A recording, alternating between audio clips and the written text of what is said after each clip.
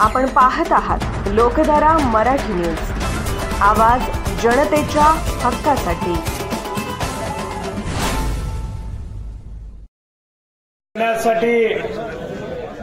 आलेले खासदार अमोल कोल्हे, सांगलीचे खासदार विशालदादा पाटील आणि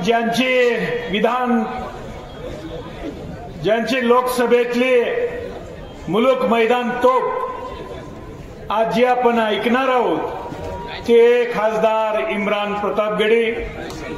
या महाविकास आघाडीचे सर्वच या विचारमंचावर उपस्थित असणारे सर्वच मान्यवर आणि या निमित्तानं उपस्थित असणारे वडीलधारी मंडळी, युवक मित्रमंडळी, मी जास्त वेळ घेणार नाही, परत मी बोलणार आहे। पण या निमित्तानं मी तुम्हाला ज्या पद्धतीने गेल्या 5 वर्षाच्या कालावधीमध्ये आज जे काही काम केलं, ज्या काँग्रेस पक्षाच्या माध्यमातून केलं, ज्या महाविकास आघाडीच्या माध्यमातून केलं, त्या कामाच्या जोरावर आज मी तुम्हाला या निमित्तानं मी मत मागायला आलेलो आहे। आज तसं बघायला गेलं तर प्रत्यक्षात फक्त मला 3 वर्षच कामाची संधी मिळाली, कारण 2 वर्ष कोरोनात गेलेले आहेत हे आपल्या सगळ्यांना माहिती।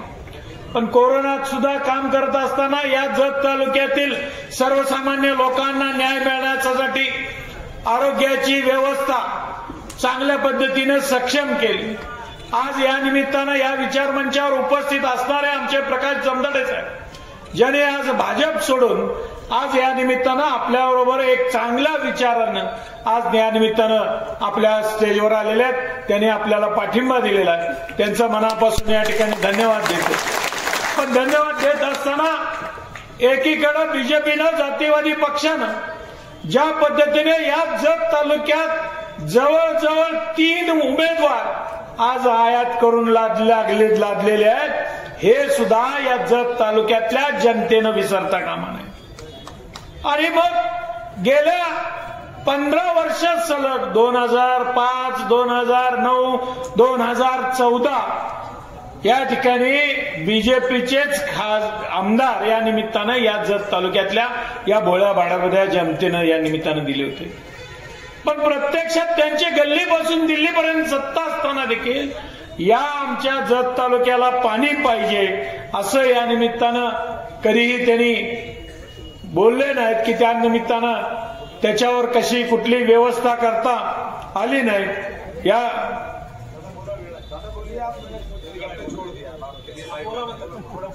नहीं तो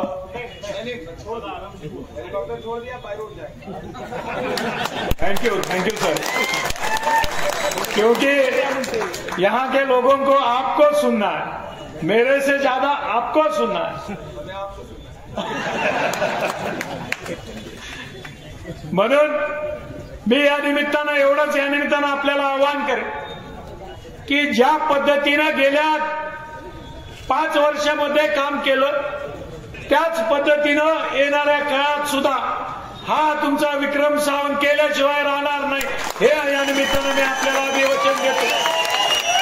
पण अभिवचन देत असताना जे काही आमचे महाविकास आघाडीचे इथले सगळे घटक पक्ष आहेत त्यांचे सुद्धा मनापासून या निमित्तानं मी धन्यवाद देतो की अशा पद्धतीनं येणाऱ्या काळात सुद्धा या तालुक्याच्या अस्तित्वासाठी, या तालुक्याच्या स्वाभिमानासाठी आपण सगळ्यांनी एकत्र येऊन लढणं गरजेचं आहे। कारण जसं आपल्या घरातला कर्ता पुरुष आपल्या घरातले प्रश्न सोडवतो, तसा शेजारचा माणूस आपले प्रश्न सोडवणार आहे का?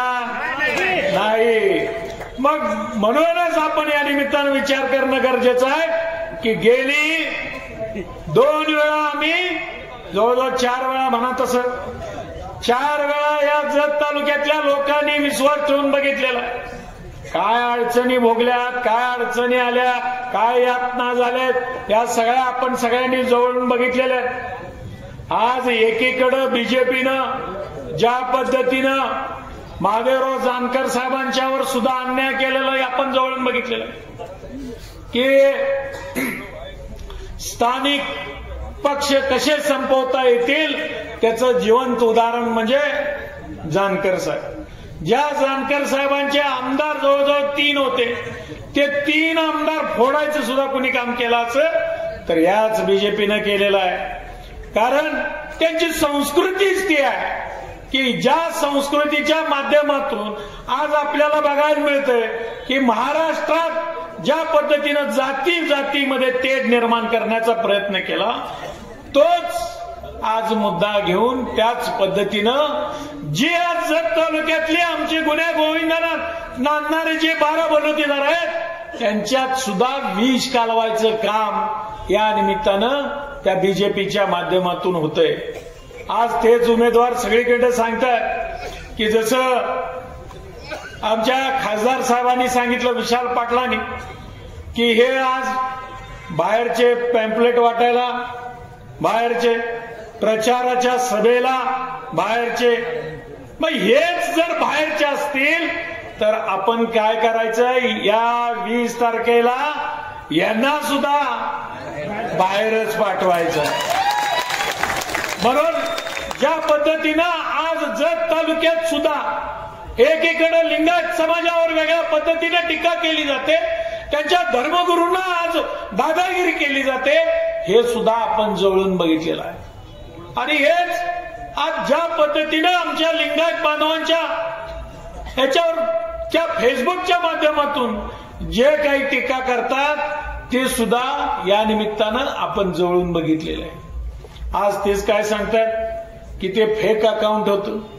मी आजच सकाळी पोलीस स्टेशनला फोन केला आणि काय नेमकं त्या तपासात प्रगती, तर त्यांनी डिटेक्ट केलं की माणूस हा इथलाच आहे.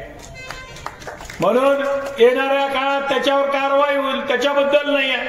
पण एखाद्या समाजावर एक अशा पद्धतीची टीका करणं कितपत योग्य आहे हे सुद्धा आपण ठरवलं पाहिजे.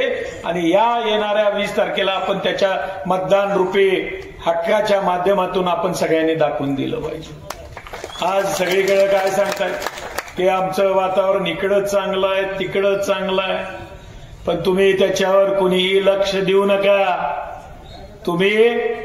आपण सगळीजण घरातली लोक आहोत, बाहेरची लोक नाही, हे सुद्धा या निमित्तानं आपल्याला या निमित्तानं मी सांगतो.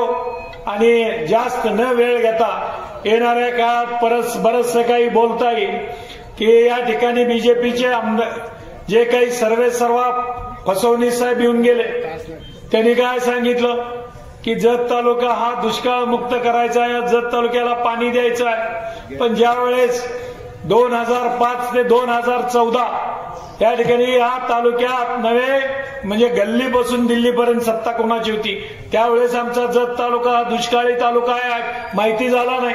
या तालुक्यातल्या लोकांना प्यायला पाणी पाहिजे हे माहिती झालं नाही. म्हणून म्हणतो या जत तालुक्यातल्या मतदार बंधू भगिनींना या निमित्तानं मी विनंती करतो की अशा उपऱ्या माणसाला आपण खपवून घेणार नाही. आणि आपण येणाऱ्या काळात या हाताच्या चिन्हापुढचं बटन दाबून मला या ठिकाणी काम करण्याची संधी द्यावी. लोकधारा मराठी न्यूजला लाईक करा, शेअर करा आणि सबस्क्राईब करा.